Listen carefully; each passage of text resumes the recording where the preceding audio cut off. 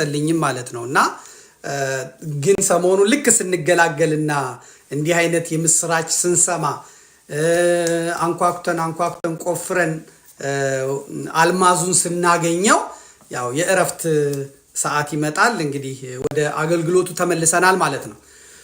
በዚህ እንግዲህ ዓለም አሁን ጭንቀት ላይ ናት። እንደምትመለከቱት ዓለም ጭንቀት ላይ ናት። ባለውበት እዚህ የስደት ሀገሬ እንኳን ወጣ ስንል ሰዎች ማውራት ሲጀምሩ በጣም ብዙ ጭንቀቶችን ታያላችሁ። በዓለም ላይ በዚህ ሰዓት የማይጨነቅ ሀገር፣ የማይጨነቅ መንግስት፣ የማይጨነቅ ህዝብ የለም። የትኛውም ሀገር ብትሄዱ ጭንቀት ነው። ሞትም እልቂትም ደግሞ በጎርፍ፣ በጦርነት፣ በእሳት፣ በውሃ፣ በረሃብ የሚሞተው በዓለም ላይ ብዙ ነው ማለት ነው።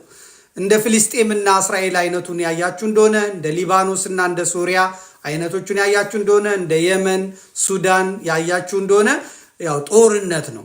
ጋዛን ያያችሁ እንደሆነ ከመኖር ወደ አለመኖር የመጣበት ሁኔታ ነው ማለት ነው ያለው። እዚህ አውሮፓ አሁን ያለው ጭንቀት የዩክሬንና የራሻ ጉዳይ ከ2 ዓመት ጭንቀት በኋላ አሁን ትንሽ እየረገበ ነው። የሰላም የድርድር መንፈስ እየታየ ነው። ብዙዎች ያንን ተስፋ እያደረጉ ነው። መንግስታቱ ግን ምን እንዳሰቡ አይታወቅም። ግን ጭንቀት ነው። የተሳሰሩ ናቸው። በኢኮኖሚ የተሳሰሩ ናቸው። በፖለቲካ በባህል የተሳሰሩ ናቸው። በሃይማኖት የተሳሰሩ ናቸው። አንዱ ነገር ሲነካ የብዙዎቹ ነገር ይናጋል ማለት ነው። ለምሳሌ የዩክሬንና የሩሲያ ጦርነት የኢነርጂውን ክፍል የሚጎዳ አለ። ምክንያቱም በሩሲያ ላይ ጥገኛ የሆኑ ሀገራት አሉ። የአፍሪካን ጨምሮ ሌሎች የዓለማችን ክፍሎች አብዛኛው ምርት የሚመረተው በዩክሬን ሜዳ ላይ ስለሆነ የስንዴ ምርት በዛ ምክንያት ጭንቅ አለ። በጥቁር ባህር አካባቢ ባለ ጉዳይ ላይ ጭንቅ አለ። በነ ቱርክ አካባቢ ባለ ጭንቅ አለ። ብቻ እዚህ ቦታ ነው ጭንቅ የሌለው የሚባልበት የለም። ያ ጌታ መድኃኔዓለም ኢየሱስ ክርስቶስ በማቴዎስ ወንጌል በምዕራፍ 24 ላይ የተናገረው የመጨረሻው ዘመን ምድራችን የምታሳየው ለፍጻሜው የሚወስደው ምልክት በገሃድ በዚህ ሰዓት ነው እየታየ ያለው ማለት ነው። አውሮፓን ተሻግረን ወደ አሜሪካ እንኳን ስንሄድ አሜሪካ ካናዳ ስንገባ በፊት ካናዳ ሲባል ሰዎች የሰላም የእረፍት እንደገና ደግሞ የተሻለ ትምህርት የሚማርበት የተረጋጋ ኑሮ የሚኖርበት ብለው ነው። አሁን ወደ ካናዳ ስትደውሉ ጭንቀት ነው። ስራ የለም። ሰዎች ጎዳና ላይ እየወጡ ነው። የአሳ የእንጨትና የነዳጅ ምርት ላይ ጥገኛ የነበረችው የካናዳ አሁን ፕሬዚዳንት ትራምፕ ከመጣ በኋላ የመጣባት ጥያቄና የኢኮኖሚ የታክስ ጉዳይ ሌላ ተአምር ፈጥሮ አይተናል። የካናዳ ገንዘብ መውደቅ፣ የኑሮ ጣሪያ መንካት፣ ይሄ አንደኛው ጭንቀት ነው። በመካከለኛው ምስራቅ ስንመለከት ደግሞ የኢራቅ ጉዳይ ከተነሳ የቻይናና የአሜሪካ ፍጥጫ፣ የኮሪያና የሩሲያ ፍጥጫ፣ የታይዋንና የቻይና ፍጥጫ፣ በአፍሪካ ቀንድ ላይ ያለው ስጋት ያለው አለመረጋጋት፣ ይሄ ሁላ በጣም በጣም በጣም በጣም በጣም የሰው ልጆች የሚያማርሩበትና መሽቶ ይነጋልን ይሆን ወይ? ምክንያቱም ዩክሬን ሰላማዊ ሀገር ነበር። ብዙ ሰዎች ሰላም ነበራቸው። ምንም እንትን ያላቸው ነገር አልነበረም። ነገር ግን መሽቶ ሲነጋ የሆነ ቀን ምድሪቱ ተናወጠች። ያውላ ሚሊዮን ስደተኛ ያውላ ሺህ ሰው ደግሞ ሟች ሆነ። ከሩሲያም ወገን ከዚህም ወገን አሁን መላ አውሮፓን መላ አሜሪካን ያጥለቀለቁት የዩክሬን ሀገር ስደተኞች ናቸው ማለት ነው። ጦርነት በጣም ክፉ ነገር ነው። ጦርነት በጣም ገዳይ ነገር ነው። ጦርነት አዋራጅ ነው።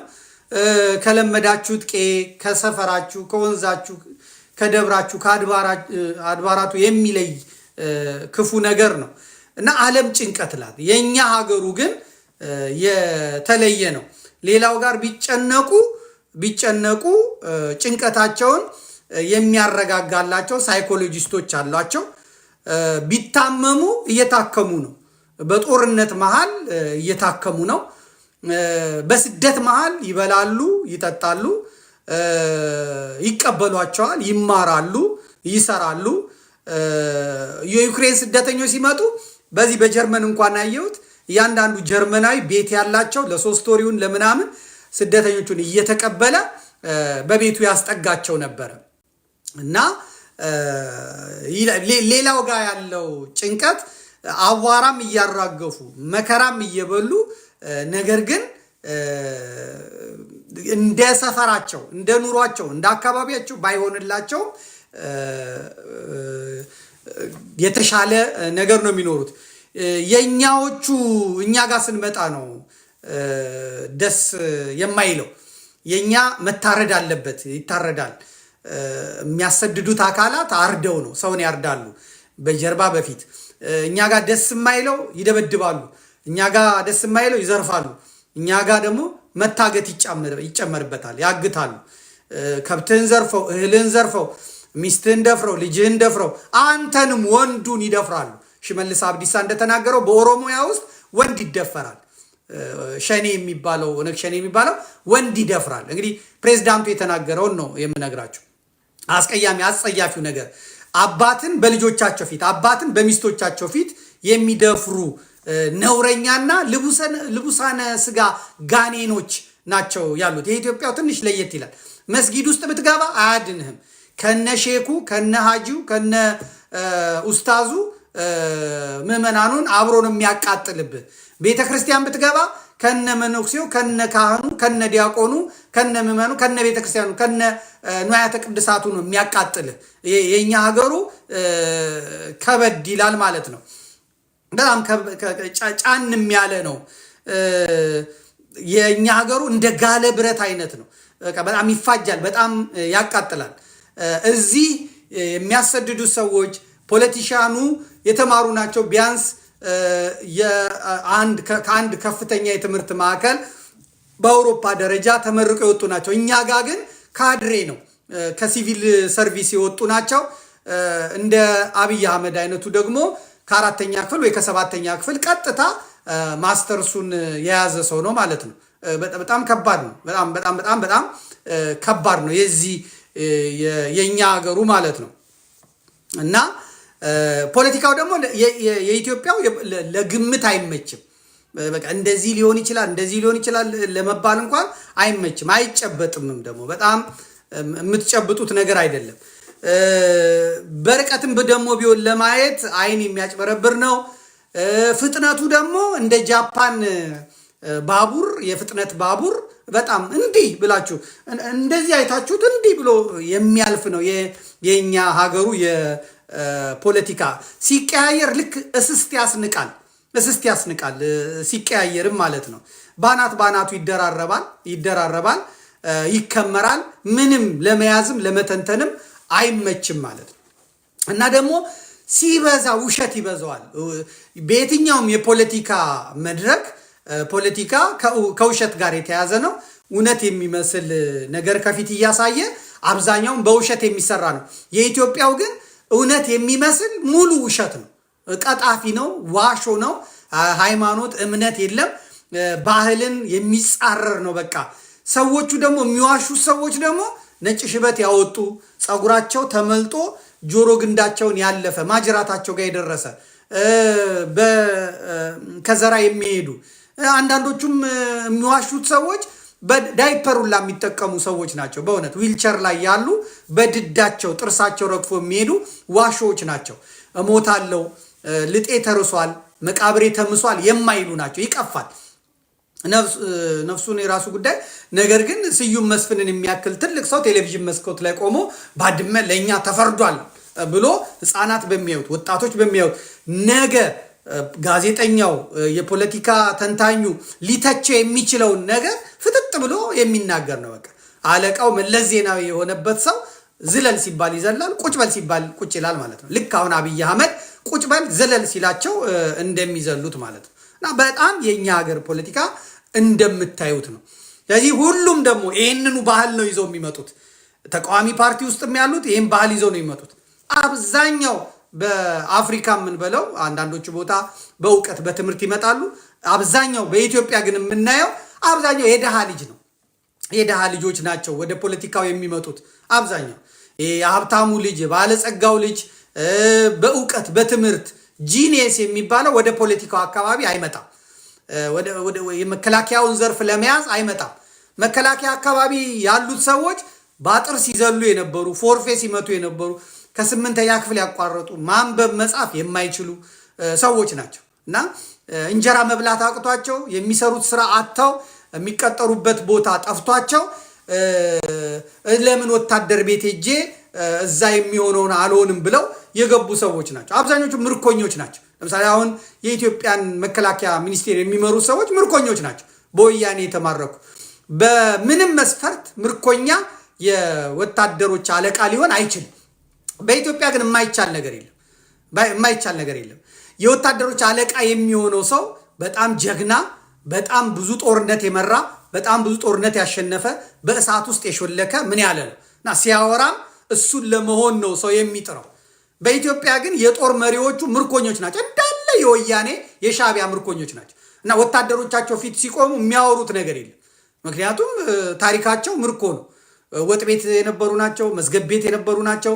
ግን ዘራቸው የጠቀማቸው፣ ዘራቸው ኦሮሞ ስልጣን ላይ ሲወጣ ስልጣን ላይ የሚወጡ፣ አማራ ስልጣን ላይ ሲወጣ ስልጣን ላይ የሚወጡ፣ ትግሬ ስልጣን ላይ ሲወጣ ስልጣን ላይ የሚወጡ ናቸው። ዘራቸው ነው የሚጠቅማቸው ማለት ነው። ዘራቸው ነው የሚጠቅማቸው። ሲወጡ ደግሞ ልክ እንደ ተራቡ ነው የሚመጡት። ካድሬ ይሁን ምን ይሁን ሚኒስትር ይሁን ምን ይሁን ተርቦ ነው የሚመጣው።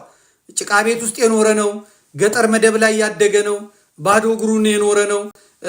እድልና አጋጣሚ ካድሬን መርጦት ወደዚህ ቦታ ሲያመጣው የሚታየው ረሃቡን የሚያስታግስበት ነው። ለዚህ ነው አያችሁ በጭቅጨቃ እስክናቆመው አሁን ገንዘብ አጥተው እስኪተዉት ድረስ የአብይ አህመድ የ6 ዓመት የመንግስቱ አገዛዝ በተለይ ኦሮሚያ ስትሄዱ ግብዣ ነው። አለቀ። ዛሬ ስብሰባ ነው፣ ግብዣ ነው። ዛሬ ስልጠና ነው፣ ግብዣ ነው። መብላት መጠጣት። ይሄ ድህነት የፈጠረው ነው፣ ረሃብ የፈጠረው ነው።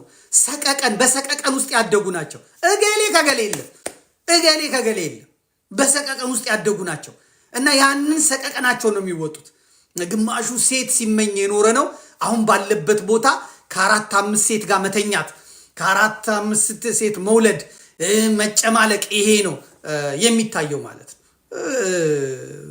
በጣም በጣም በጣም ከባድ ነው። ማንኛውንም ብትሉት ይሄ ነው የምትሉትን ሰው አምጡት። ደግሞ ድሃ ሆኖ ስልጣን የያዘ ሰው አለቃውን በጣም ነው የሚያከብረው።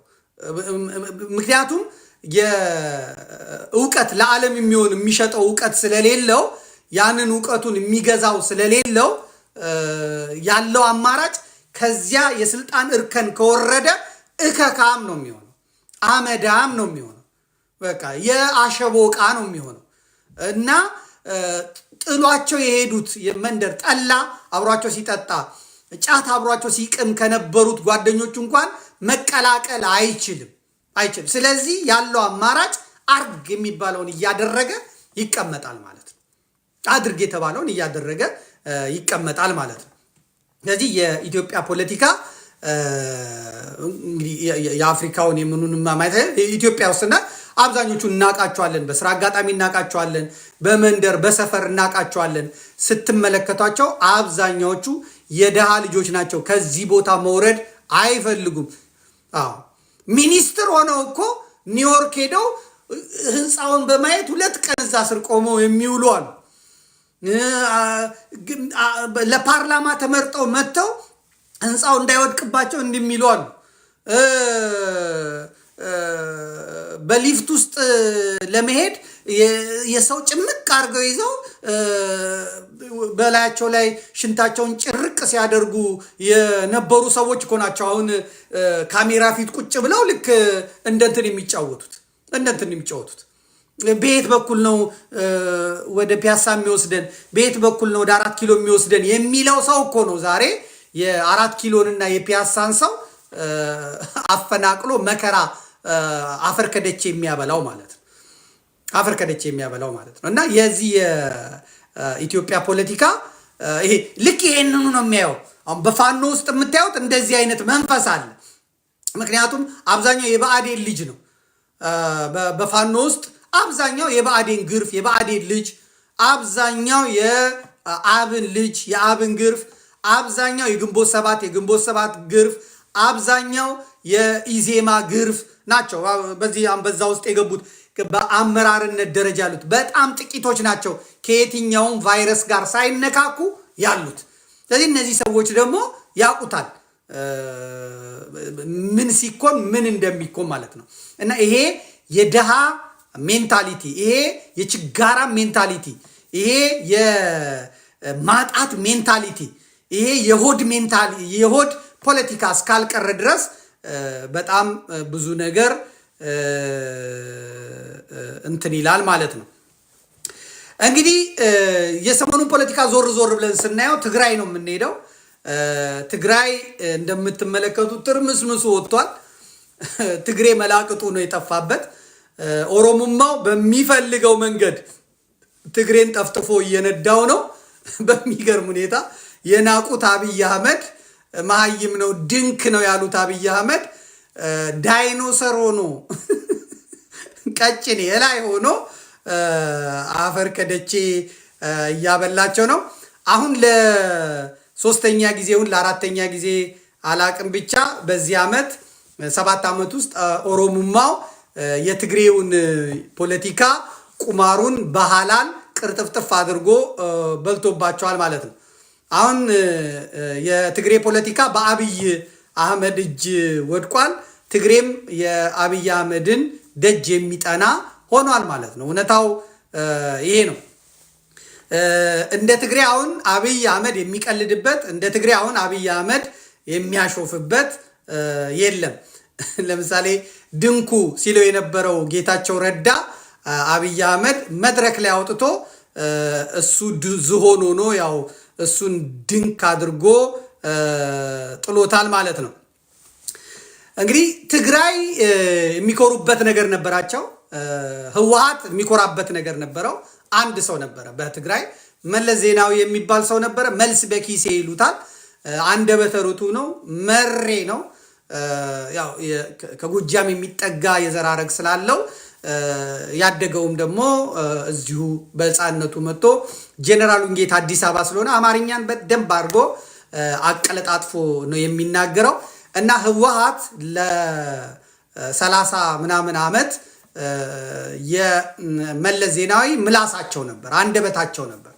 እና ምንም ሲባል እሱ ከፊት ነው ይመጣው፣ ምንም ሲባል ከፊት ነው ይመጣው፣ ለጦርነቱ ከፊት ነው ይመጣው፣ ለጋዜጣዊ መግለጫ ከፊት ነው ይመጣው፣ ለመሪዎች ስብሰባ ከፊት ነው የሚሄደው። እና ህወሓት ማለት መለስ ማለት ህወሓት፣ ኢህአዲግ ማለት መለስ ማለት ኢህአዲግ ነበረ። በቃ አለቀ። እና ጋዜጠኞችን አይፈራም፣ መሪዎችን አይፈራም፣ ትላልቅ ጉባኤዎችን አይፈራም። ደግሞ ምሉ ነው፣ ጠንቅቅ ብሎ አንባቢ ነው። እንደ አብይ አህመድ ዩ አር ማይ ፕሬዚዳንት አይል። እንዴት ነበር ያለው?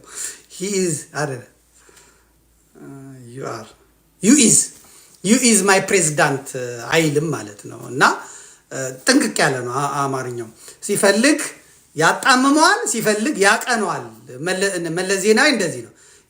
ብረቱን ሲፈልግ ያጣምመዋል፣ ሲፈልግ ያቀነዋል። አይፈራም፣ ይሄዳል። ጋዜጠኛ አይፈራም። ቢቢሲ ሃርድ ቶክ መጥቶ ቢያቀርበው እንደፈለገ አጣሞ የፈለገውን ውሸት ደርሶ ይመልሳል ማለት ነው። አብይ አህመድ ግን ስልጣን ላይ ከወጣ አንድ ጊዜ ነው ጋዜጠኛ ፊት የቀረበው። ከዛ ውጪ ጋዜጠኛ የሚባል ጉባኤ የሚባል አይፈልግምም። በቃ ችግኝ ተከላ ምናምን እየሸወደ መኖር ነው የሚፈልገው ማለት ነው። ከመለስ ሞት በኋላ ኢህአዲግም ሞተ አብሮ። ምላስ አጣ፣ ምላሱ ተቆረጠ። የኢህአዲግ ምላስ ተቆረጠ፣ የወያኔ የትግሬ ምላስ ተቆረጠ። አንደበታቸው የወያኔዎች ተቆረጠ። በቃ እሱ ነበረ ምላሳቸው፣ አንደበታቸው ጨለመባቸው።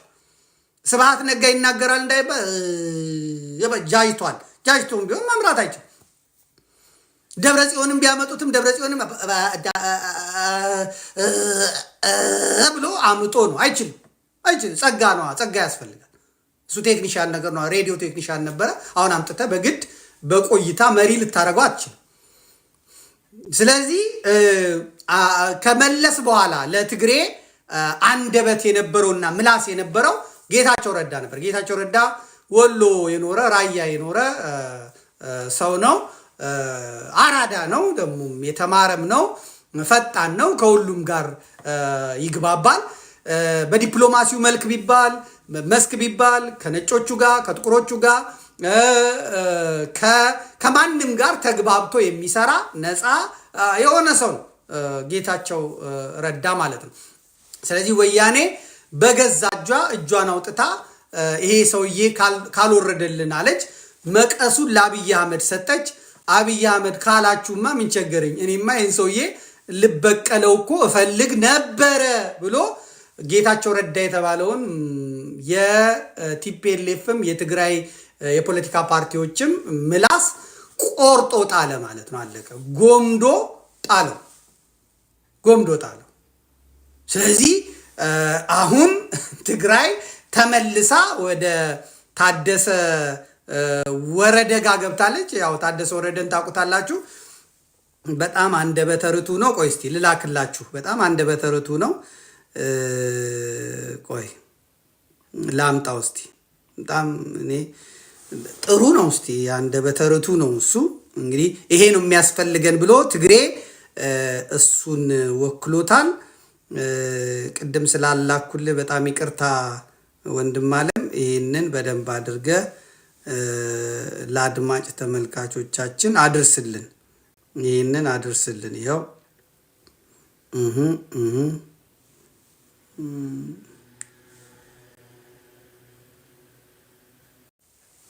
እና ጀነራል ታደሰ ወረደን እንግዲህ እሱም ከነ በረሃ የነበረ ሰው ነው። በረሃ የኖረ ሰው ነው። በትግራይ በረሃ የኖረ ሰው ነው። ከዚያም እንደገና በጦርነቱ ጊዜ 2 ዓመት ከጁንታው ከትግራይ ኃይሎች ጋር በመሆን የኢትዮጵያ መንግስት ሲወጋ የነበረ ነው። ያ ሁሉ ትግሬ የወጣት ከተበላ ከተቀረጠፈ በኋላ እንደገና በእርቅ የገባ ሰው ነው። በስምምነት የገባ ሰው ነው። እንደገና የጊዜያዊ ሽግግር መንግስቱ ጊዜያዊ አስተዳደሩ የጌታቸው ረዳት ሆኖ ሲሰራ የከረመ ነው እና በጣም አንደበተ ርቱዕ ናቸው። በጣም በትግራይ ቴሌቪዥን እንትን ሲሉ ከሰጡት መግለጫ እንስማ እስቲ። እንግዲህ ለትግራይ ተሹመዋል። አሁን ይሄ ከሻዕቢያ ጋር ተባብሮ የሚደረገው በቅል የሚተባበረው በጣም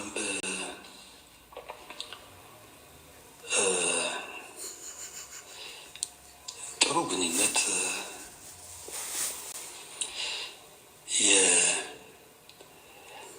የሸርሙጣ አይነት ግንኙነት ወይም በስመ አብ ወወልድ ወመንፈስ ቅዱስ አሐዱ አምላክ ትግራይ ሰር ትግራይ ጥወት ዓወትና ናይ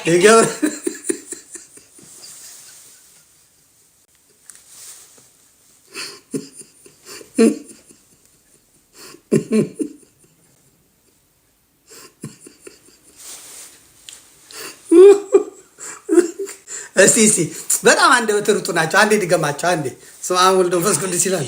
ከሻዕቢያ ጋር ተባብሮ የሚደረገው በቅል የሚተባበረው በጣም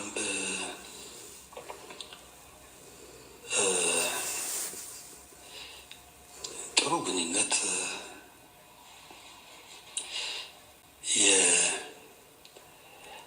የሸርሙጣ አይነት ግንኙነት ወይም በስመ አብ ወወልድ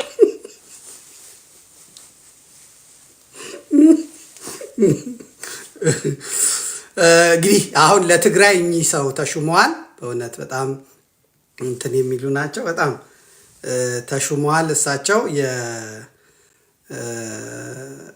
ለትግራይ በጥሩ ሁኔታ ተሹመዋል። የትግራይ ፕሬዝዳንት ሆነዋል።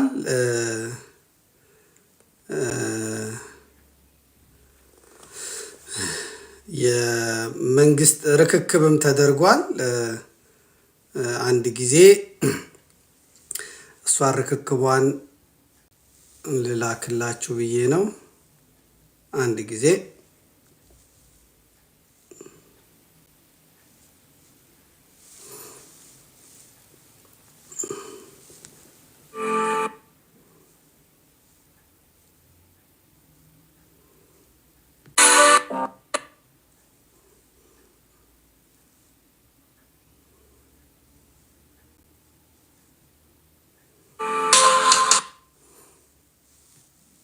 እሺ ያው አለቃ ልኬልሃለሁ።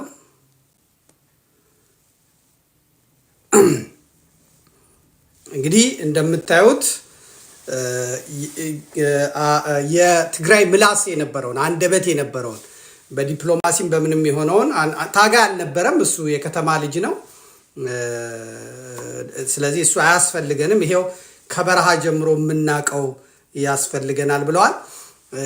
እና አብይ አህመድ እንደምታዩት የትግራይ ክልል ጊዜያዊ አስተዳደር የፕሬዝዳንት ርክክብ ስነ ስርዓት ብሎ ነጮችን ጠርቶ የራሽያ አምባሳደር፣ የአሜሪካን አምባሳደር፣ የእንግሊዝ አምባሳደር፣ የአፍሪካ ህብረት ምናምን አምጥቶ ተመልከቱ፣ በቃ ይሄን አውርጄዋለሁ፣ ይሄኛውን ሹሜዋለሁ፣ በኢሜል ጠቁሙኝ ስል ህዝቡ የጠቆመኝ ይሄንን ነው፣ ይሄኛውን ሹሜዋለሁ ብሏል። ለትግራይ ማለት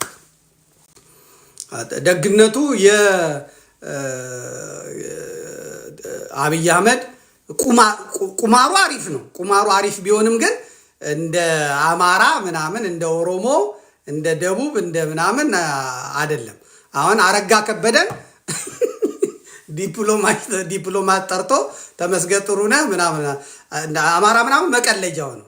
በስልክ ነው ያሰጣ ቢሮ እንዳይጋዳ ይጠፋበለው ደብዳቤ የሚልክ ሽመልስን አሁን ከፈለገ በቃ ወስዶ እንትን ውስጥ ጋርቤጅ ውስጥ ይከተዋል። የደቡቡን አንዱን ርስቱን አንስቶ ወይም እንትናን አንስቶ ለመጣል ምንም ሰውም አይቆጥራቸው።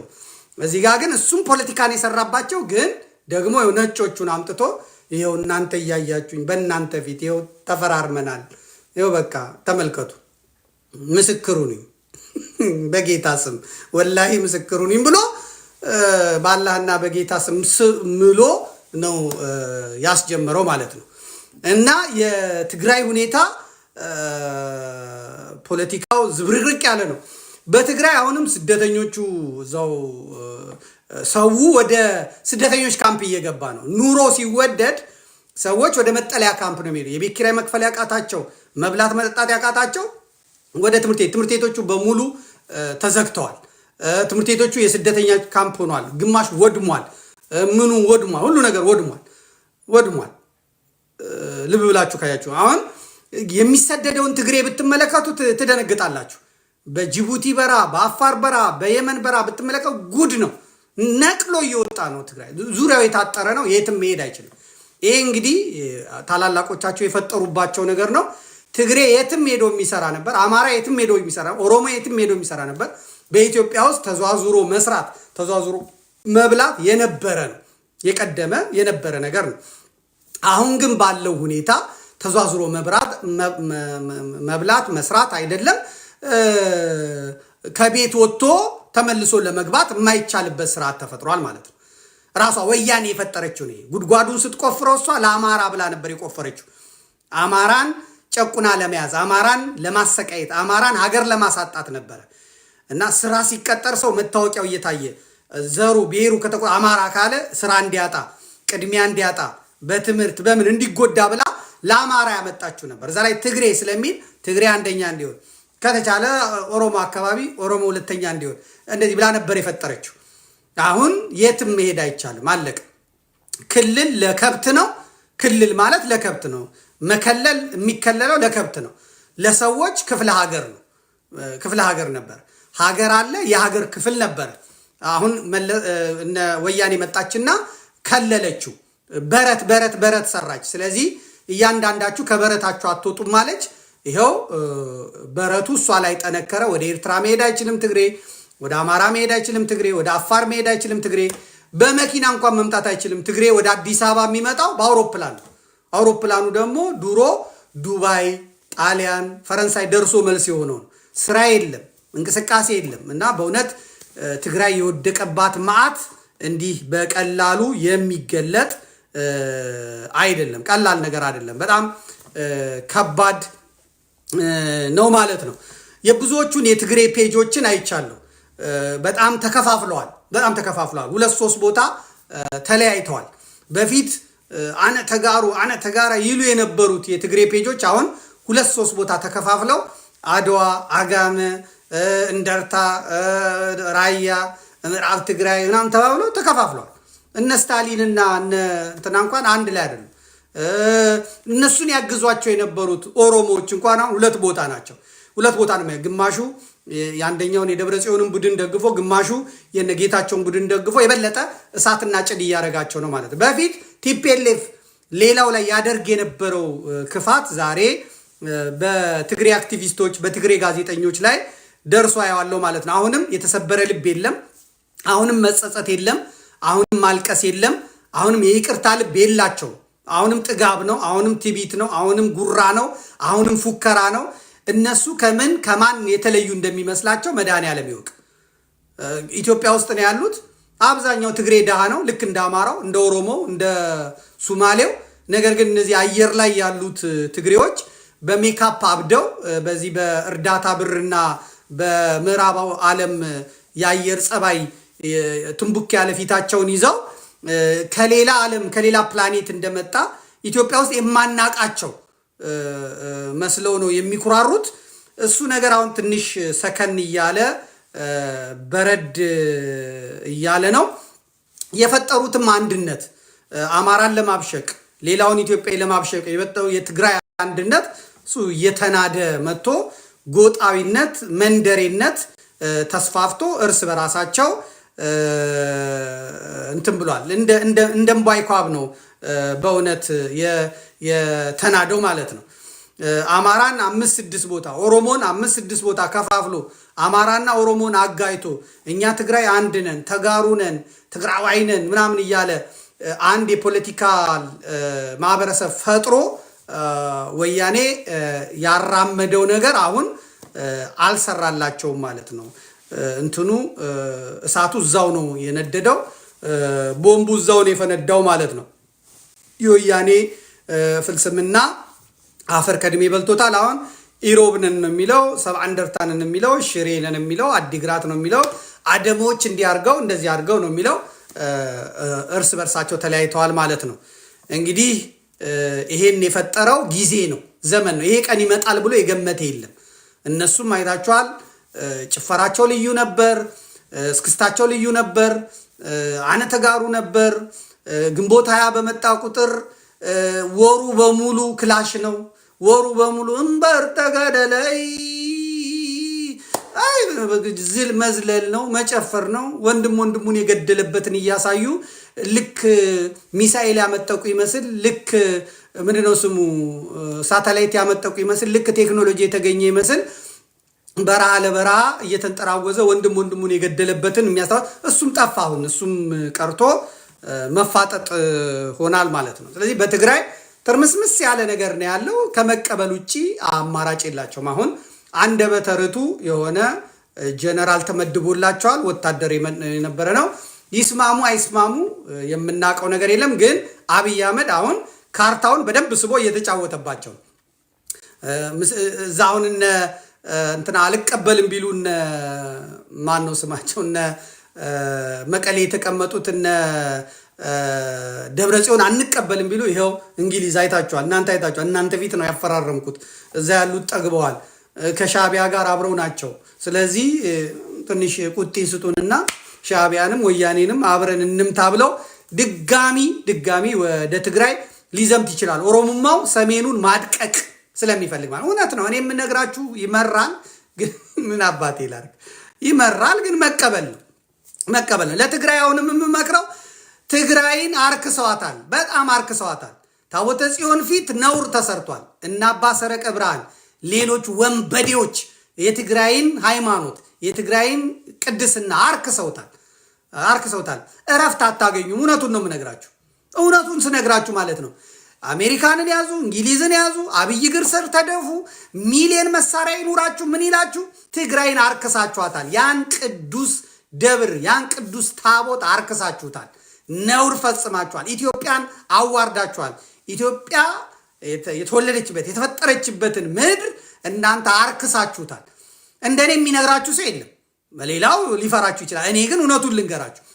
አብርሃ አጽብሃን ያየው፣ ደብረ ዳሞን ያየው፣ የተቀመጥኩ አክሱም ጽዮን የተቀመጥኩ፣ ማህበረ ደጌ የተቀመጥኩ፣ በገርአልታ ተራሮች የተቀመጥኩ፣ በእነ አቡነ ይማታ ገዳም የተቀመጥኩ የኖርኩ የትግራይን ቅዱሳን ገዳማት መካናት የማቅ እኔ ያን ህዝብ አርክሳችሁታል። ያንን ህዝብ ለመከራ ዳርጋችሁታል።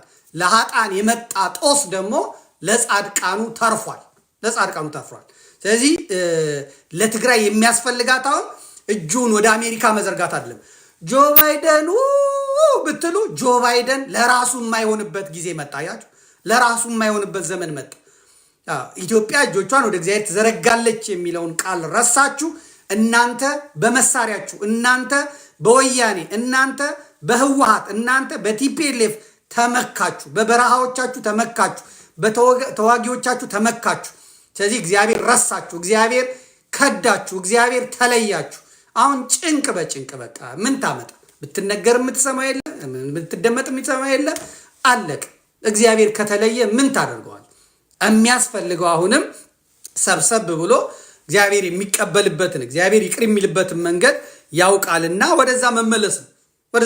ዝም በባዶ ሜዳ መፎከር፣ በባዶ ሜዳ መሸለል። አሁን ይህን ስናገር የሚሰማኝ ትግሬ ራሱን የሚመዝነው ከአማራ ጋር እያወዳደረ ነው። አሁን እንደዚህ አይነት ነገር አማራ ፊት መነገር አልነበረበትም፣ ኤርትራውያን ፊት እኛ መነገር አልነበረብን ምናምን አይደል። እኔ አንተን ነው የምናገር። ስናገር ስለ ራስ አማራን በራሱ መጣበታለሁ፣ ኦሮሞን በራሱ መጣበታለሁ፣ ኤርትራን በራሱ መጣበታለሁ።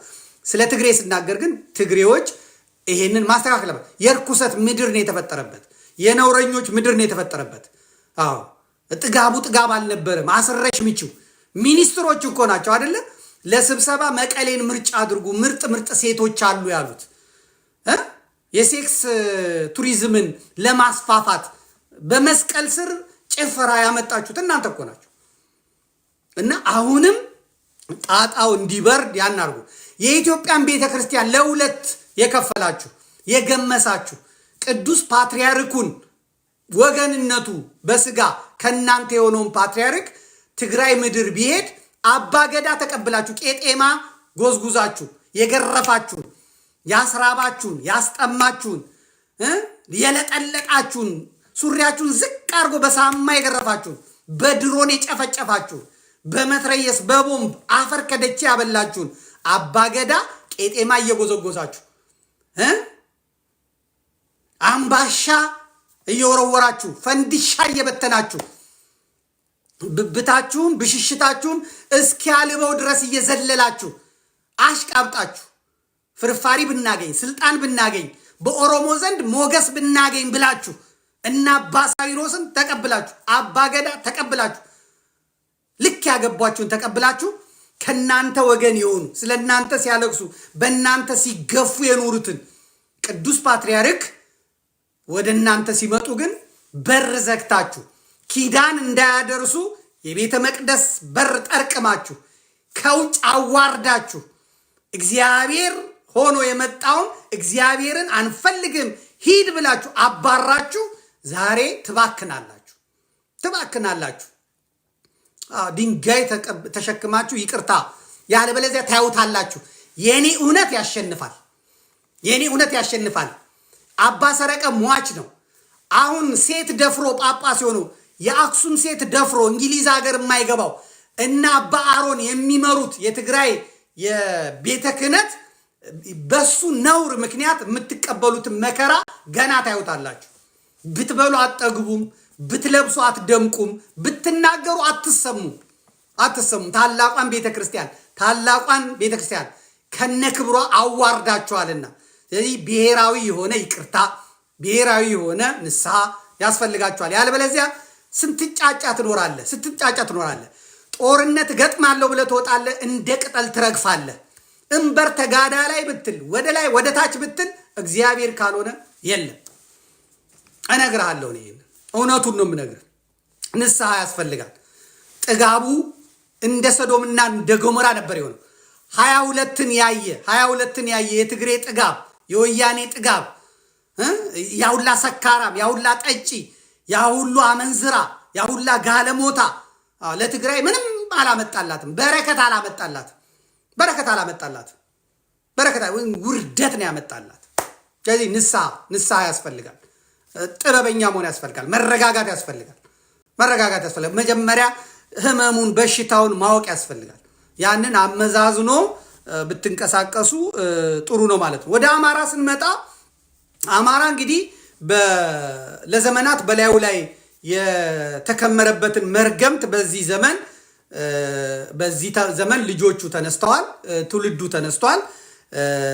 ያንን በላዩ ላይ ያለውን መርገም ለማስወገድ በጣም እየደከመ በጣም እየጣረ ይገኛል። ከፊቱ ድልና ተስፋ ቢኖርም መንገዱ ግን ቀላል አይደለም። መሪ እስካሁን አላገኘም። መሪ ያላገኘው አማራ አሁን ቢያንስ በአራቱም ክፍለ ሀገር 4 መሪ አግኝቷል። ጎንደር ከ2-3 ወደ 1 መጥቷል። ሁለተኛው ገንጠል ያለ ነው፣ እሱ አይቆጠርም። ጎንደር ሀብቴ የሚባል መሪ አዲስ ትውልድ ፈጥሯል። ለነፃነቱ እየተተጋተገ ነው። ወሎ ምሬ ወዳጆ የሚባል መሪ አምጦ ወልዷል። ጎጃም ዘመነ ካሴ የሚባል አምጦ ወልዷል። ሸዋ ደሳለኝ ኢንጂነር ደሳለኝ የሚባል ሲያስብ ሸዋ የሚባል አምጦ መርጦ ወልዶ ለነፃነት ገና እየተተጋተገ ነው። ገና ነው። በቅርቡ ደግሞ ከበፊቱ አንድ የጋራ መሪ ይመርጣሉ። የጎጃም የወሎ የሸዋ ምናምን የሚል ይቀርና አንድ መሪ ይመርጣሉ ተብሎ እየተጠበቀ ነው። እንግዲህ የአማራ ጠላቱ ከራስ ፀጉሩ እስከ እግር ጥፍሩ የሚደርስ ነው። እንደ ራስ ፀጉሩም ደግሞ የበዛ ነው። እንደ ምድር አሸዋ እንደ ሰማይ ከዋክብትም የበዛ ነው ማለት ነው።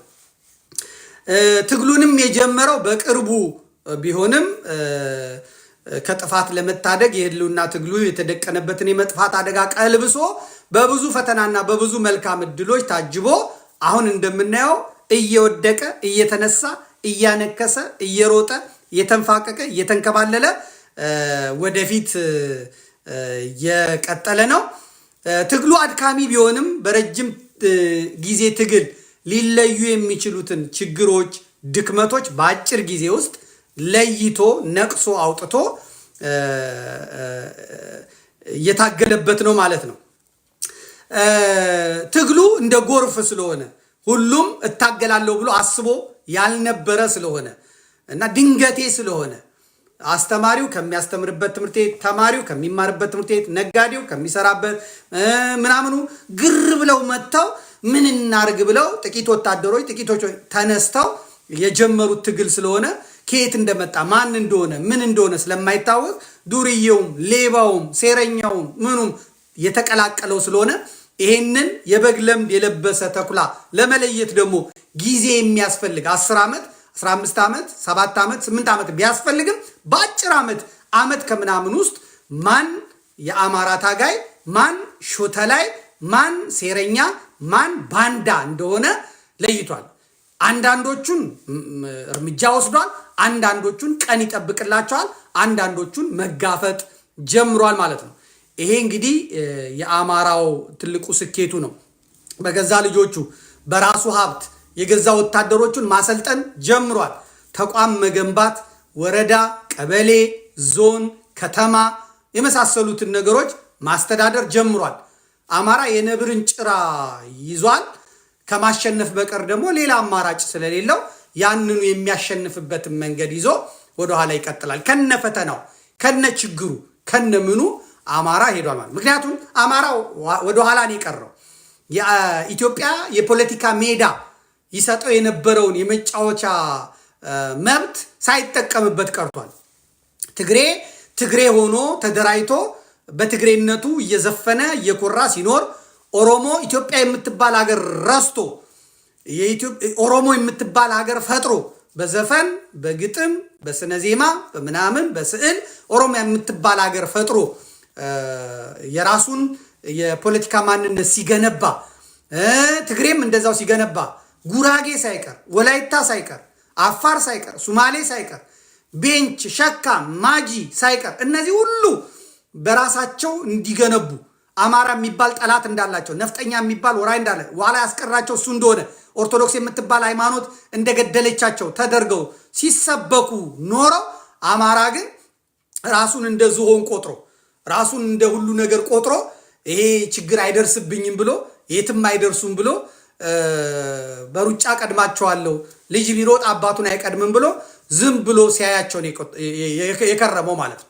ኢትዮጵያ ኢትዮጵያ ኢትዮጵያ ኢትዮጵያ ኢትዮጵያ ኢትዮጵያ ኢትዮጵያ እያለ እነዚህኛዎቹ ግን ብሔራቸውን የያዙ ሰዎች ስልጣን ይዘው ባንክ ይዘው ታንክ ይዘው አፈር ከደች ያበሉት አማራ የተባለውን ከነ ቄሱ ከነ ጳጳስ እንኳን አልተነካም እስካሁን ጳጳስ አይነካም ከነ መነኩሴው ከነ ዲያቆኑ ከነ ምእመኑ መቅደሱን ዘግተው ከምስራቅ እስከ ምዕራብ ከሰሜን እስከ ደቡብ አቃጠሉት ገደሉት አረ የጥምቀት ቦታውን ቀሙት የመስቀል ማክበሪያ ቦታውን ቀሙት የመቃብር መቀበሪያ ስፍራውን ቀሙት አዋረዱት እንደ እባብ በተገኘበት ቀጠቀጡት ፍዳውን አበሉት በማያቃቸው ባጼ ምኒልክ በማያቃቸው ባጼ ቴዎድሮስ በማያቃቸው ባጼ ዮሐንስ ፍዳውን በላ ፍዳውን በላ ይሄንን ለመቀልበስ የተደረገ ነገር የለም ከነ ብርሃኑ ነጋ ስር ከነ አንዳርጋቸው ስር ቁጭ ቱስ እያለ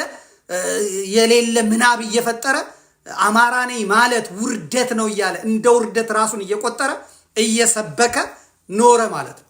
ስለዚህ ገና መጀመሩ ነው። ገና እንጭጭ ነው። እንደ ትግሬ ለመሆን ገና እንጭጭ፣ እንደ ኦሮሞ ለመሆን ገና እንጭጭ ነው። ሜዳው የሚፈቅደው ያንን ስለሆነ ማለት ነው። ሜዳው የሚፈቅደው ያንን ስለሆነ ስለዚህ እነሱ የውጭ ግንኙነታቸውን አዳብረው ኦሮሞዎቹ ከግብፅ ጋር ከአረብ ጋር ከምዕራባውያን ጋር ትግሬዎቹ ከግብፅ ጋር ከአረብ ጋር ከምዕራባውያን ጋር ፈጥረው ግንኙነት ፈጥረው የጦር መሳሪያ ገንዘብ ስንቅ ተቀብለው ለሚፈልጉትን ነገር በጉልበት ለማሟላት ሲደክሙ አማራው በመስጊድ አላሁ አክበር እያለ በቤተ ክርስቲያን ደግሞ እግዚኦ ማረነ ክርስቶስ እግዚአብሔር ይመስገን እያለ ስላሴ ያቃል መድኃኔዓለም ያቃል እመቤቴ ታቃለች እያለ ተዘፍዝፎ ተቀምጦ ነበር። በላዩ ላይ መጣው የወረዳ አስተዳዳሪ የቀበሌ አስተዳዳሪ የድር አስተዳዳሪ አሁን ደግሞ የተራ አስከባሪ እንኳን ሆነው ቀሙት ማለት ነው። ቀሙት። አማራ እንደ አንደኛ ዜጋም አይደለም እንደ ሁለተኛ ዜጋም አይደለም እንደ ሶስተኛ ዜጋ ተቆጠረ ማለት ነው። አማራነት የተዋረደ ሆነ ማለት ነው። የተናቀ ሆነ ማለት ነው። አሁን የባነኑት እና ባነውም ደግሞ ሲወጡ አማራ የጠራ ነገር የለውም። አማራ በተፈጥሮ ሆዳም ይበዛዋል፣ ባንዳ ይበዛዋል እና መገረድ የሚፈልግ ይበዛዋል። ልክ እንደ አብን ማለት ነው። እንደነበለጠ ሞላ እንደነማን እንደምታዩቸው ሰዎች ማለት ነው።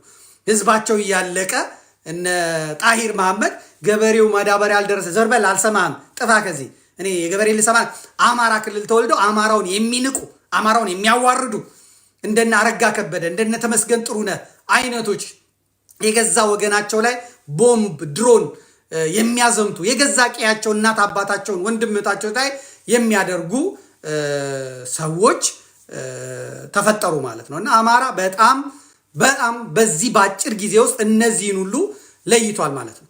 በምድራችን ላይ ማለት ይቻላል ወይም በኢትዮጵያ ምድር ላይ አሁን እንደ አማራ የመቀለጃ የሆነ የለም። ለምሳሌ የኦሮሞ ወጣቶች ቄሮዎቹ እነዚህ የኦሮሞያ ፖሊስና የኦሮሚያ ሸኔዎቹ ይመካከራሉ እና ምንድነው የሚደረገው? መኪና ወደ ጎጃም የሚሄድ መኪና ወደ ጎንደር የሚሄድ መኪና ሰላሌ ሜዳ ላይ ያስቆማሉ። 62 ሰው ከሆነ ይዘው ይሄዳሉ። 1.5 ሚሊዮን ብር ይቀበላሉ ማለት ነው። እና አማራ የኦሮሞ የገቢ ምንጭ ሆነ፣ የገቢ ማስገኛ ሆነ ማለት በጣም ውርደት ነው። በጣም ያስቃል። ደግሞ ይሄንን እንኳን ሆነ ብሎ በዜና አይዘገብም፣ በምን አይዘገብም። የሚያዋርድ ነገር ማለት ነው። ሀገር የለውም አማራ በአሁን ሰዓት ፓርቲ የለውም፣ የሚቆረቆርለት የለውም፣ የሚናገርለት የለውም። እንደ አማራ የተናቀ እንደ አማራ የተገፋ እንደ አማራ መጫወቻ ይሆን የለም። ይሄም ውርደት፣ ይሄንን ከክብር ዝቅ ማለት፣ ይሄን እንደ ሰው ያለ መቆጠር፣ ይሄንን የኦሮሞ ብልጽግና መጫወቻ የነ ሽመልስ አብዲሳ እና አብይ አህመድ መጫወቻ የሆነ አማራ ይሄንን የተሰማው ነው አሁን ለውጥ ለማምጣት የሚታገለው እንጂ ውርደት ጌጡ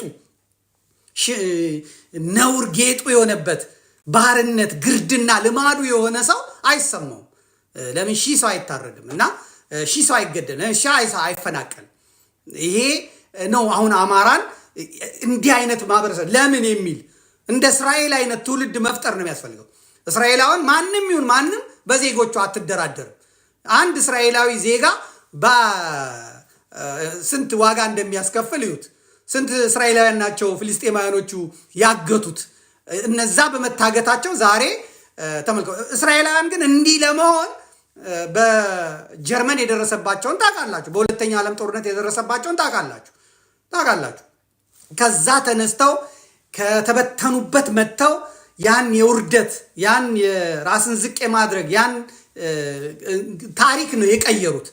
አማራውን ያሉት ልጆቹ ከነ ችግሩ ይሄንን ታሪክ ለመቀየር ነው እየተጋ ያለው ማለት ነው። አረብ አይረዳውም፣ ምዕራባውያን አይረዱትም፣ ማንም አይረዳው። የሚረዳው እግዚአብሔር ብቻ ነው። እግዚአብሔር ብቻ ነው። ይሄ ያልገባቸው ሰዎች አሉ። ጎንደር ውስጥ ችግር አለ። ጎንደር ውስጥ ኦዳሞች አሉ። ጎንደሮች ስኳዶች አሉ። የፖለቲካው ቅማንት የትግሬ ዲቃሎች አሉ። ጎንደር ውስጥ ያልተማሩ አሉ፣ መሀይሞች አሉ፣ ያልገባቸው አሉ፣ ሆዳቸው የሚጠልፋቸው አሉ። ጎጃም ውስጥም እንደዛው፣ ሸዋም ውስጥ እንደዛው፣ ወሎም ውስጥ እንደዛው። የሚገባቸው ቀስ እያለ ይገባቸዋል። ሁሉም ሲገባው አሁን ባለው ሁኔታ ለውጡ ከፍ ይላል ማለት ነው። ለምሳሌ የወሎ የተወለደው ዳንኤል ክብረት ያሳደገው አማራ ነው። ያበሉት አማሮች ናቸው። ያጠጡት አማሮች ናቸው። ለምሳሌ ቤተክርስቲያን አውሮፓ ሲመጣ፣ ቤተክርስቲያን አረብ ሀገር ሲሄድ፣ ቤተክርስቲያን አፍሪካ ሀገር ሲሄድ፣ ቤተክርስቲያን አሜሪካ ካናዳ ሲሄድ ሲጠራ ዳንኤል ክብረት ማህበረ ቅዱሳን እያለ የሚጠሩት አማሮች ናቸው። የሚያገለግለው አማሮችን ነው እና ዶላር የሚሰጡት ኑሮውን ትዳሩን ቀጥ አድርገው ልጆቹን ያሳደጉለት አማሮች ናቸው። አሁን ግን የሚሰድበው ማንን ነው? አማሮችን ነው። ዳንኤል ክብረት ቢሞት ሸኔ ላይ ሀሳብ አይሰጥም። ቢሞት የዋሃቢ እስላም ላይ ሀሳብ አይሰጥም። እሱ አፉን እንዲከፍት እና እንዲያዋርድ እንዲያኳስስ የተመረጠው የእናት አባቱን ሀገር ወሎን ያደገበትን ጎጃምን ነው። አለቀ። ሌላ ነገር የሚያዋርደው እሱን ነው። ልጁ ጎጃም ናት። አሁን ሴት ልጁ ጎጃም ናት። በችግር ውስጥ ናት ያለችው። አግኝቻታለሁ። 2-3 እንዲረዳት አድርጌያለሁ። በእንትና በኩል ረድቷታል። ይሄ ኢዜማው ኢንጂነር ማን ነው ዮሐንስ ማንም የሚባለው በሱ በኩል 2-3 60 ሺህ ብር ምናምን ሰጥቷታል። የልጁ እናት በከባድ ችግር ውስጥ ነው ያለችው። በከባድ ስቃይ ውስጥ ልጁ እንዴት አይነት ቆንጆ ልጅ አለችው! እንዴት አይነት ውብ ልጅ አለችው! እንዴት አይነት ልጅ ውብ አለችው! ከሁለተኛ ሚስቱ የሚወልደው ልጅ አባቱን እንደናፈቀ ያው እዛው አለ። ከሐመረ የሚወለደው ማለት ነው። እንግዲህ ከሶስተኛ የሚወለደው ይሄንን ገበና ሸፍነው የያዙለት በእውነት የአማራ ክልል ያሉ ማህበረ ቅዱሳኖች ናቸው። ግን እሷንም ግን ሊረዷት አልቻሉም።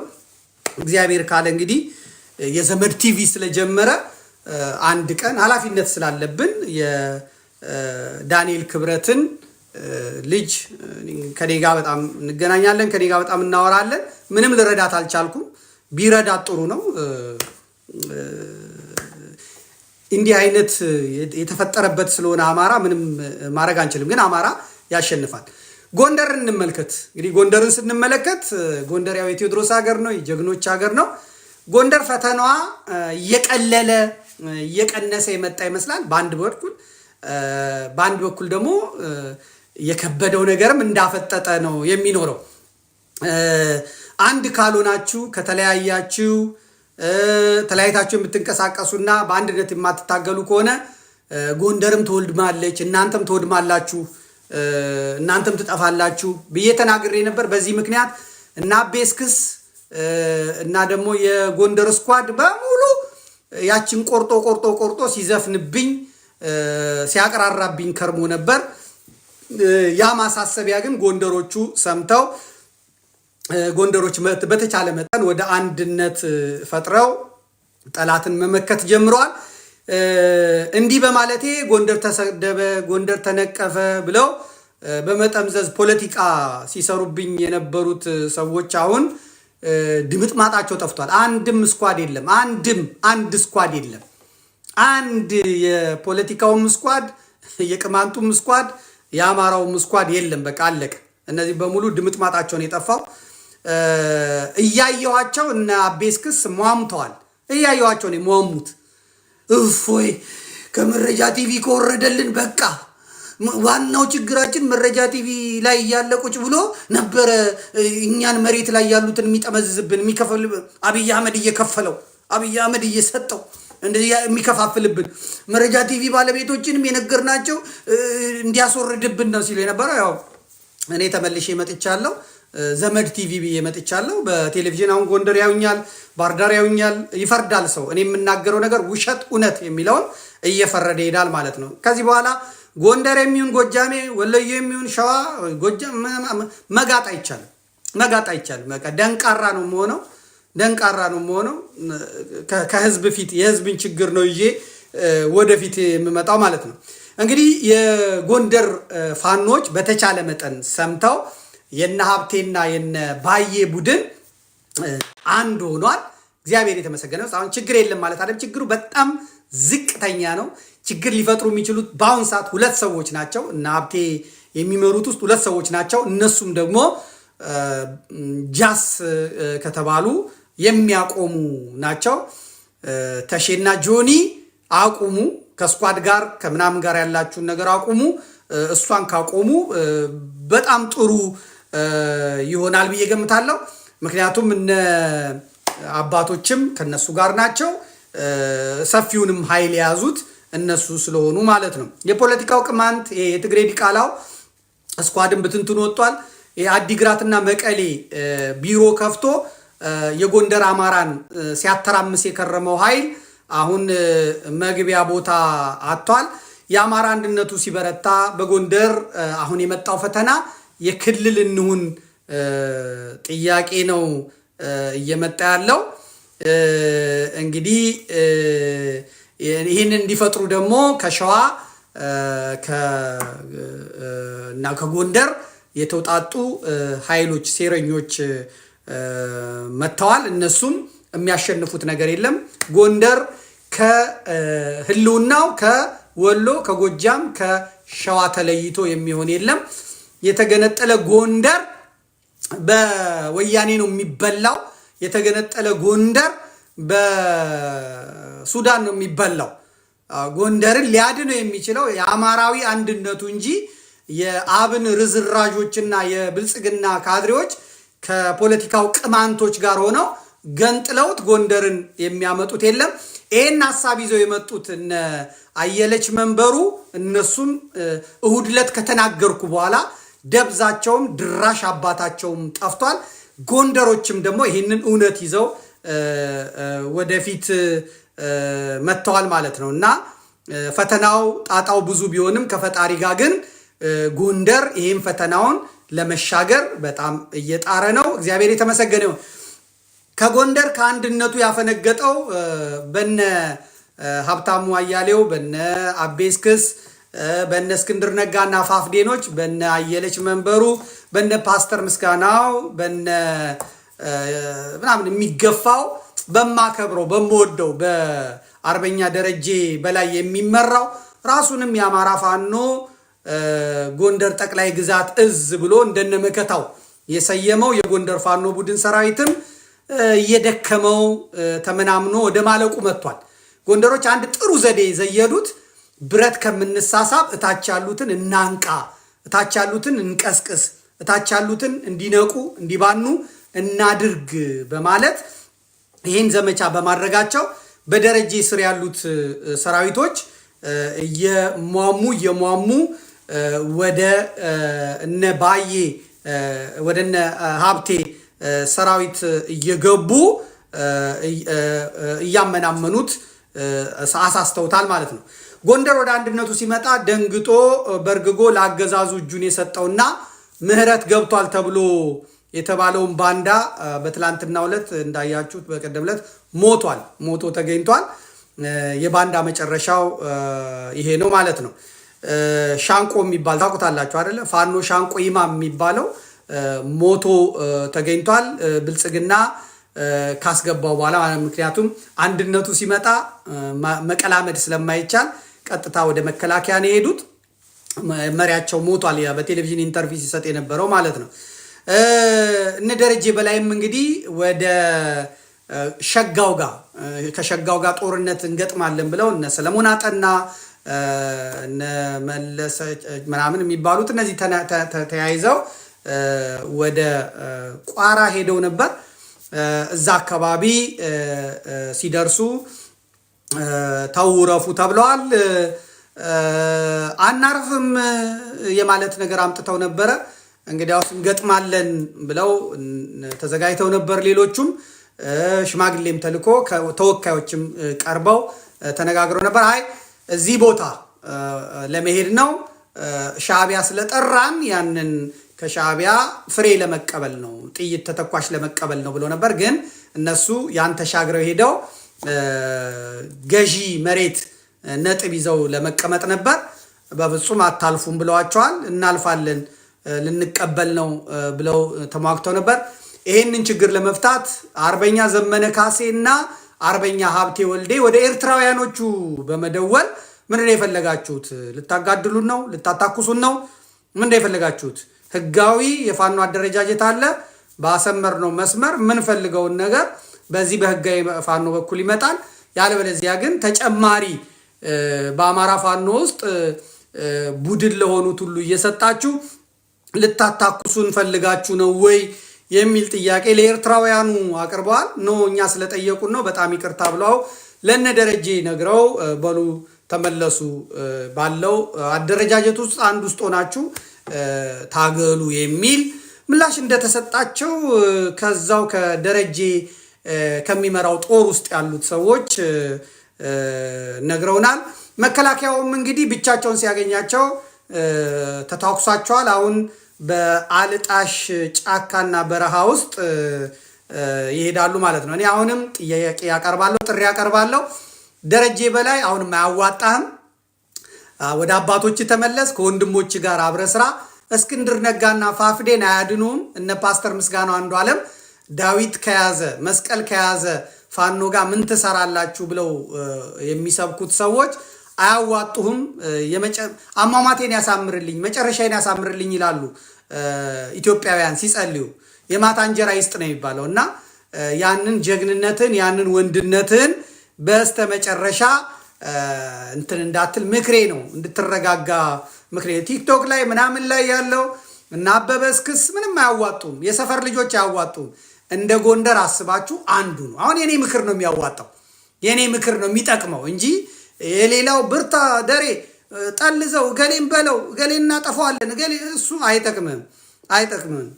አሁን የአማራን ጉዳይ ጣልቃ የገባበት እግዚአብሔር ራሱ ስለሆነ ይህንን የአማራ ጉዳይ እንደምንም ተጨቃጭቃችሁ እንደምንም ተሟግታችሁ ወደ አንድ ታመጡታላችሁ እንጂ ይሄ በአቋራጭ መንገድ ይሄዳለው የሚል ነገር ጥሩ አይደለም። በአማራ አሁን ጭጋጉ ሁሉ እየጠራ መጥቷል። በጎንደር አማራ ማለት ነው።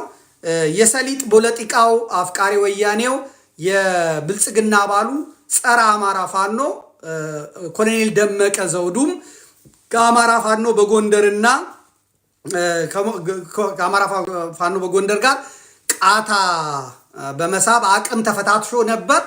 ምሱን አግኝቷል። የነ ባዬ ቡድን የነ ሀብቴ ቡድን ምሱን አቅምሶ መልሶታል። ይሄ የተከዜ ዘብ የሚባለው ወያኔ ስትንቀሳቀስ አማራ ይጫወታሉ፣ ጎንደሬም ሆነው ይመጣሉ። የነ ወያኔ ጫና ገፈፍ ሲል ደግሞ ወልቃይቴ ነን ብለው ከብልጽግና በላይ ብልጽግና ሆነው ጎንደሬነቱንም አማራነቱንም አሽቀንጥረው ይጥላሉ። በራያ ጉዳይ አያገባንም፣ በደራ ጉዳይ አያገባንም፣ በመተከል ጉዳይ አያገባንም ሲል የነበረው ደመቀ ዘውዱ ወያኔ መንቀሳቀስ ጀመረ ሲባል አማራ ነን እኛ ጎንደር አማራ ነን፣ አማራ አንድ ነው ይላል። እነ የሰሊጥ ፖለቲከኞች የሚፈልጉት ወያኔ ስትንቀሳቀስ ወያኔን መክቶ የሚሞትላቸውና እዛ በሞተው አማራ ከጎጃም ሄዶ ከሸዋ ሄዶ ከወሎ ሄዶ ወልቃይት ላይ በሚሞተው አማራ አስከሬን ላይ በዛ ደምና አጥንት ላይ የሰሊጥ ንግድ መነገድ እና መንፏለል ነው የሚፈልጉት። ይሄ ትክክል አይደለም። እየበረደ እየተነፈሰ ይመጣል። ከወለጋ የተፈናቀሉትን ከምን የተፈናቀሉትን አማሮች ወልቃይት ሄደው ይስፈሩ ሲባል አይሆንም። ወልቃይት የወልቃይቶች ነው ያለው። መከራ ሲመጣ ግን ወልቃይት የአማራ ነው ወልቃይት እሱ አይሰራም። በጣም ታዩታላችሁ። ጎንደር ላይ እየጠራ ቢመጣም ደቡብ ጎንደር ላይ ዝርፊያው እንዳለ ነው። ፋኖ ሁለት ቦታ ተከፍሎ የእስክንድር ፋኖ እና የነ ሀብቴ ፋኖ ሁለት ቦታ ተከፍለው ይጠዛጠዛሉ። መከላከያው ከዳር ቆሞ ያያል። መከላከያው እዛው ደቡብ ጎንደር ላይ ህዝቡን ያሰቃያል፣ ይዘርፋል፣ ይገላል፣ ይደበድባል። ቢሆንም ግን የጎንደር ተስፋ ውስጥ ያለች ናት። ተስፋው ይለመልማል ብለን ተስፋ እናደርጋለን። እንኳን አሁን ብረት ይዘው እንኳን አሁን ኃይል አደራጅተው እንኳን አሁን ሰራዊት አደራጅተው ይቅርና በፊትም ጎንደር ነው። ደፍርሶ መጥራቱ አይቀርም ማለት ነው። ወደ ወሎ ወደ ቤተ አማራ ስንመጣ የቅዱሳን የነገስታት ምድር ነው። የነ ቅዱስ ላሊበላ የነ ንጉስ ሚካኤል ሀገር ነው። የምታውቁት ነው። የነ ይምርሃነ ክርስቶስ የነ ናኩቶ ላብ ሀገር ነው። እንግዲህ የወሎ ቤተ አማራ ፋኖ ተግባብተው እየሰሩ ነው። ከሌሎቹ የአማራ ፋኖ አደረጃጆች በተሻለ መጠን ተግባብተው ተደማምጠው እየሰሩ ነው። ችግር የለም ማለት አይደለም። ችግር ሰው ያለበት ቦታ ሁሉ ችግር አለ። ከሁለት በላይ ሰው ያለበት ቦታ ሁሉ ችግር አለ። በባልና ሚስት መካከል ችግር አለ። አንድ ሰው ብቻውንም ችግር የሞላው ነው። ህዋሳቶቻችን የስሜት ህዋሳቶቻችን ብቻ ተስማምቶ አይሰሩ። አይን ሌላ ጣጠኛ ነው፣ ምላስ ሌላ ጣጠኛ ነው፣ አፍንጫ ሌላ ጣጠኛ ነው፣ እጅ ሌላ ጣጠኛ ነው።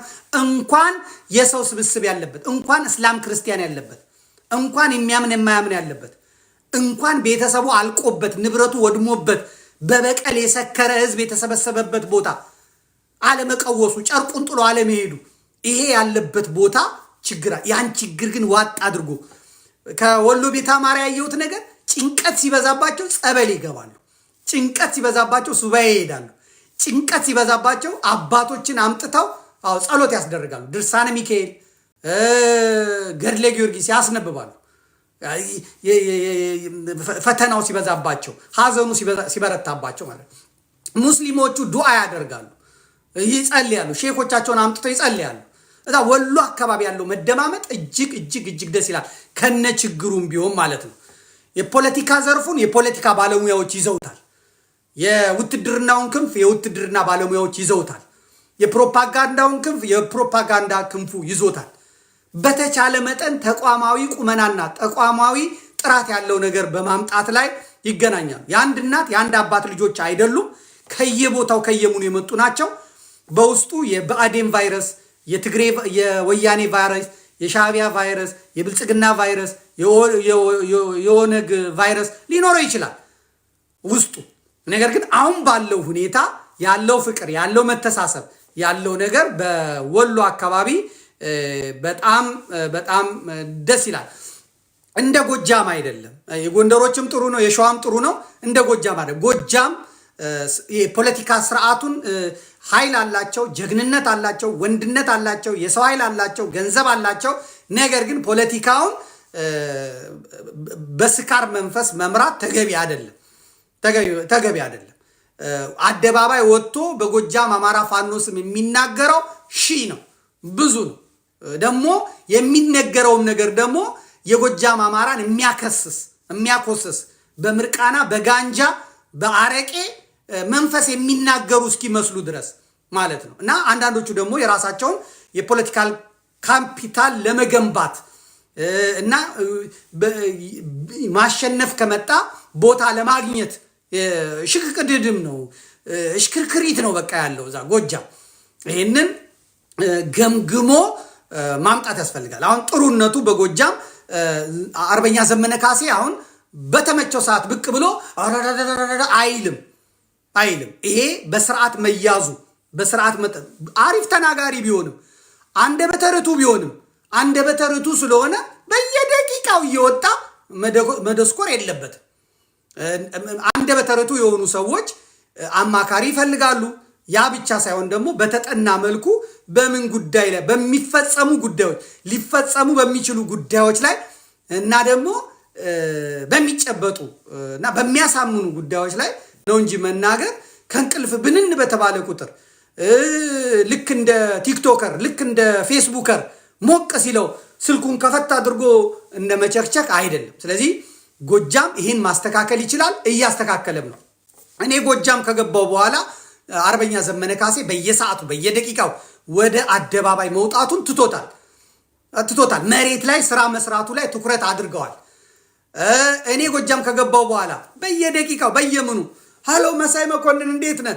ዛሬ የብልጽግናን ሰራዊት ረመረም ነው ይል የነበረው ሃሎ እንትና ፋሲሌን ያለም ሃሎ ማን ነው በቃሉ አላምረው ሃሎ ኢትዮ ፎረም ሃሎ እያለ በየቦታው ደሰኩር የነበረው ጠበቃ አስረስ ማዕረይም አሁን ካስሙኗል፣ ስርዓት ገብቷል። ምዕራብ ጎጃምን አጨናንቀው ፖለቲካውን አቆሽሸው ጎጃምን ቀብረው የነበሩት ሰዎች አሁን ወደ ምስራቅ ጎጃም ተመልሰው ሰራዊት ግንባታ ጀምረዋል፣ ወታደር ግንባታ ጀምረዋል፣ ማሰልጠን ጀምረዋል። አለቅ የኔ አርጩሜ የኔ ልምጭ ልክ አግብቷቸዋል። የፈለጋችሁትን በሉ የፈለጋ እነ ጥላውን አበጀ ሳይወድ በግዳቸው ወደ መስመር ገብተዋል። ፖለቲካ ቢሰሩበትም እነ አስረስ ማሬ ወንዝም ድልድይም ላይ ውርውር እያሉ መታየት ጀምሯል። አደባባይ ወጥቶ መደስኮር ቀርቷል። ራስን ማሻሻጥ፣ ራስን ሴረኛ፣ ራስን ቅጥረኛ አድርጎ መሄድ ቀርቷል። በጎጃም ገና ወደታች የምናያለ ያልተስተካከለ ነገር አለ። ቢሆንም ግን ያ ሆኗል። ወታደራዊ ክፍሎች አሁን ስራ ጀምረዋል። የጎንደር፣ የጎጃም፣ የሸዋ፣ የወሎ ብቻ የሚሰሩት መጥተዋል። አሁን አስረስ ወጥቶ እንዲህ እያደረግን ወታደራዊ ክፍላችን እንዲህ እያደረግን አይልም። ስነ ስርዓት ማነው ስሙ ማርሸት ወጥቶ አይልም። የተሰጠውን የተጠናውን ብቻ ከዛ በጀርባ ደግሞ እንዲህ